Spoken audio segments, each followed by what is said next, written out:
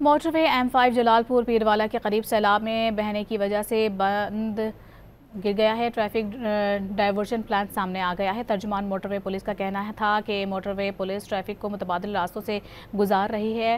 Traffic north bound پر اچ شریف جھانگرہ اور Jalalpur interchange سے موڑی جا رہی تھی۔ ساؤتھ باؤنڈ ٹریفک شاہ شمس شیر شاہ اور شجاع آباد ساؤتھ سے متبادل راستوں پر منتقل کیا جا رہا ہے۔ موٹروے پولیس رہنمائی کے لیے وہاں پر موجود ہے۔ موٹروے M5 جلالپور پیروالا کے قریب سیلاب میں بہنے کی وجہ سے بند گر گیا ہے۔ ٹریفک ڈائیورژن پلان سامنے آ گیا ہے۔ ترجمان موٹروے پولیس کا کہنا تھا کہ موٹروے پولیس ٹریفک کو متبادل راستوں سے گزار رہی ہے۔